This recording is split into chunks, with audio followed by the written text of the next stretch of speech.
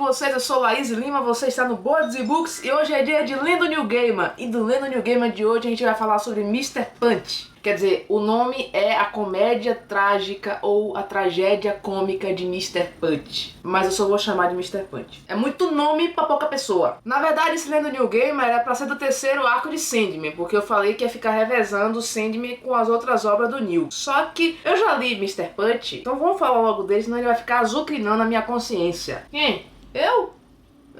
Não ficou me azucrinando não. Essa HQ aqui foi escrita pelo Neil Gaiman e ilustrada pelo seu grande parceiro, que já fez várias parcerias com o Neil, inclusive em Sandman, Dave McQueen. E a arte do Dave McQueen nessa HQ aqui está especialmente fantástica. A arte do Dave McQueen tem uma característica, e nessa HQ isso aqui aparece muito evidente, que ele mistura pintura com colagem, com fotos. Os balões dessa HQ também estão bem diferentes. Ele faz uma mesclagem de tintas aí muito legal. A fonte dessa HQ também, apesar de ser uma fonte menos tradicional, mais estilo Dave McQueen de ser, não tá igual a fonte que eu falei lá no Criaturas da Noite, que é uma fonte que você não consegue ler direito, mas é uma fonte que facilita muito a sua leitura também, mesmo à noite sem iluminação boa. É uma arte ao mesmo tempo sombria, transmite aquilo que a HQ quer passar pra gente. Vamos falar um pouco sobre essa história, mas eu recomendo que antes de você pegar Mr. Punch para ler, você pegue um pouco da história e conheça um pouco mais sobre a peça verdadeira Mr. Punch and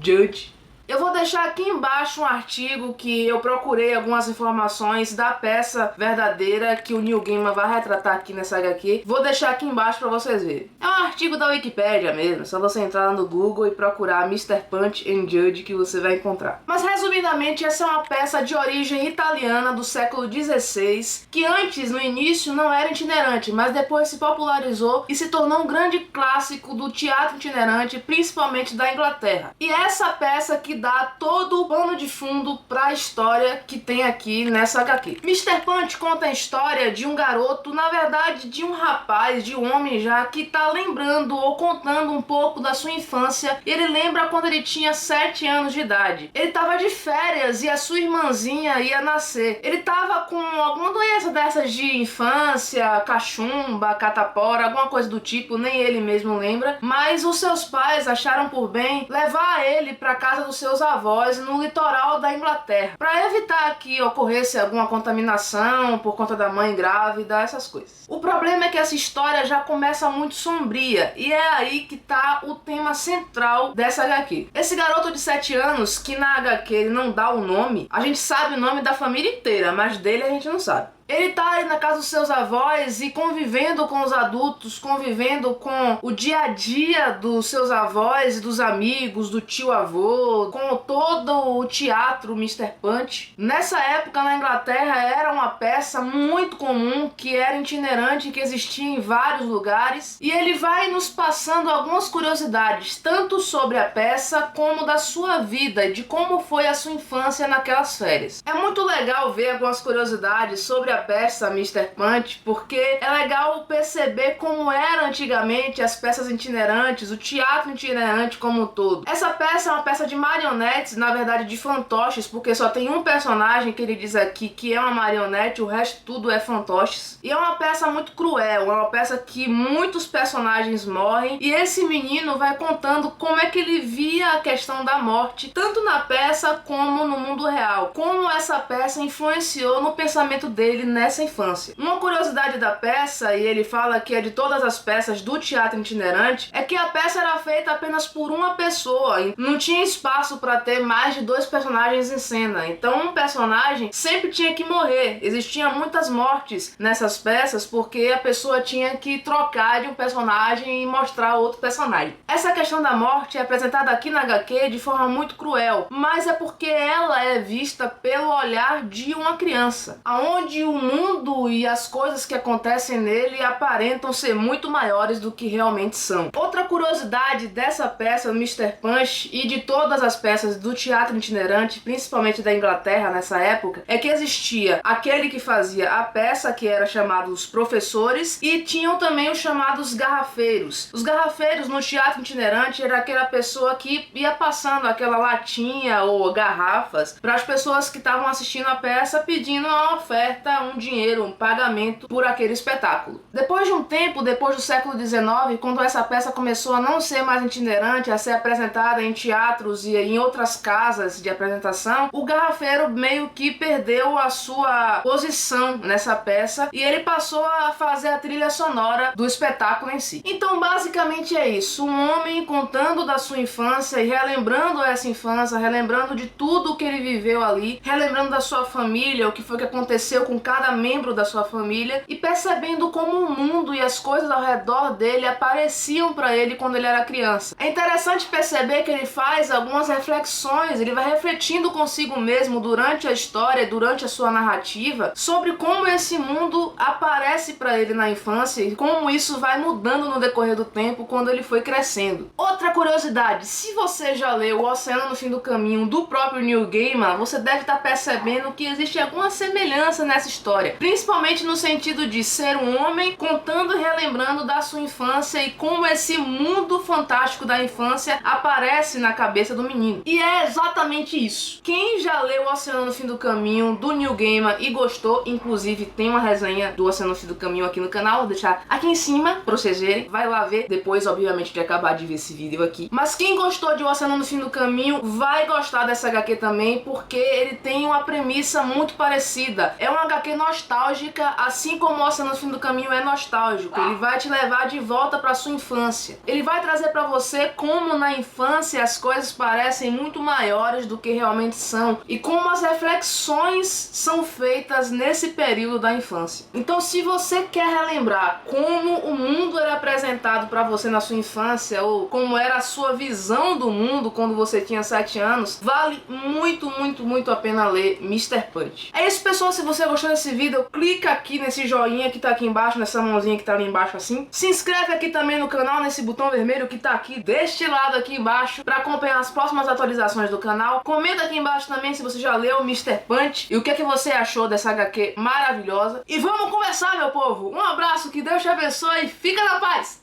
Tchau!